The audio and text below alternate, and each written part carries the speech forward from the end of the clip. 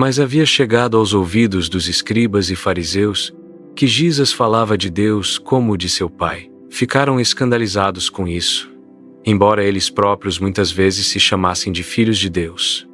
E alguns deles se aproximaram de Jesus e lhe perguntaram: como ousas arrogar-te o direito de dizer que o eterno Deus é teu Pai? Mas já pensavam de antemão saber o que ele responderia, e tinham a réplica pronta. Jesus, porém, segundo o seu costume, respondeu com uma pergunta, para a qual eles não estavam preparados. Quem pode chamar Deus de Pai, senão o Filho? Disse ele. Olhando-os calmamente, eles perderam a superioridade e exclamaram: então, como queres provar que és filho de Deus? Mais uma vez Jesus respondeu com outra pergunta: vedes as minhas obras e não sabeis de onde vem a força com que as realizo? Ouvis as minhas palavras e ainda podeis duvidar? Assim também de nada vos serviria, se eu vos dissesse que o próprio Pai testemunha a meu favor. Tolos que sois, aqui vos é oferecido o pão da eternidade, e vós o deixais de lado para apanhar pedras. Espantados, juntaram as cabeças e murmuraram entre si: de que pão ele fala? Não vemos pão nenhum, nem lhe pedimos pão. Mas quanto mais murmuravam e discutiam, mais confusos ficavam, de modo que decidiram perguntar a Jesus o sentido de suas palavras. De que pão está falando? Onde está o pão que nos ofereces? E de fato acontecia sempre assim.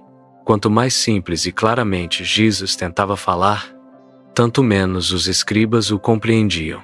Desta vez, porém, os discípulos tinham entendido, e Pedro interveio. Pensais que o mestre fala de coisas terrenas? O pão de que falais alimenta apenas o corpo, e para nada mais serve. Mas o pão que Jesus dá ao mundo, para nutrir com forças eternas, são as palavras que saem de sua boca. Se as acolhesseis, seríeis socorridos. Mas, em vez disso, ajuntais pedras, que em nada vos podem ajudar. Admirados, os escribas olharam para Pedro. Não era ele um simples pescador? Quem lhe tinha perguntado algo? Mas não souberam replicar a essa resposta. Jesus então se sentara em uma pequena elevação. Logo, uma grande multidão se reuniu em torno dele. Alguns se assentaram, outros ficaram de pé em pequenos grupos ao redor. Os escribas também se misturaram entre o povo. Mas Jesus não lhes deu atenção. Sua alma estava cheia de compaixão pelo povo desorientado. Como um pastor zeloso, ele queria conduzi-los. Mas sempre os escribas surgiam como lobos ferozes no meio do rebanho e o dispersavam. Esses pensamentos ele expressou, descreveu aos ouvintes como o bom pastor se empenha pelo bem de cada ovelhinha, como a carrega e cuida dela, como a procura e a traz de volta ao lar. Mas, por isso mesmo, as ovelhas escutam a sua voz. Todos compreenderam isso, até os mais simples, e parecia que o povo se apertava mais para junto de Jesus, querendo mostrar-lhe que gostariam de pertencer ao seu rebanho. Depois, porém, Jesus falou dos lobos, e aqueles do povo que estavam próximos aos fariseus se afastaram deles, temerosos do que os escribas poderiam fazer. Estes, no entanto, não se retiraram. Queriam ouvir ainda mais.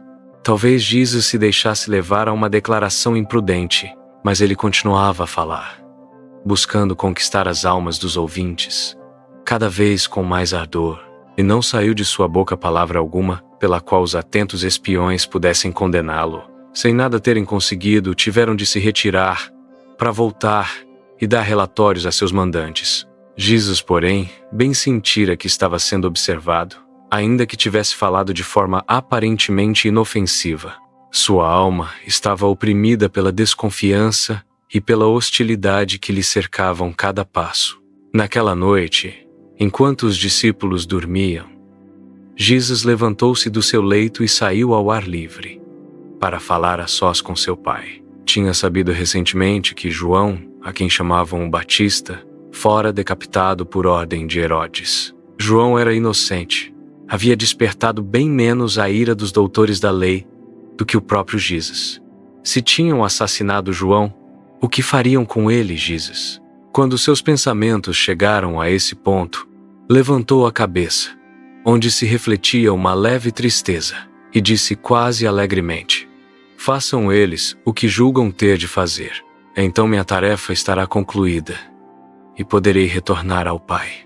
Parecia-lhe que a hora da volta ao lar estava próxima, bem próxima. Sabia que não poderia demorar muito até que a hostilidade aberta atingisse o seu alvo, mas também compreendia que não lhe era permitido fazer nada por si mesmo para apressar esse momento. Pelo contrário, precisava ser mais cauteloso do que até então e não dar aos inimigos ocasião oportuna.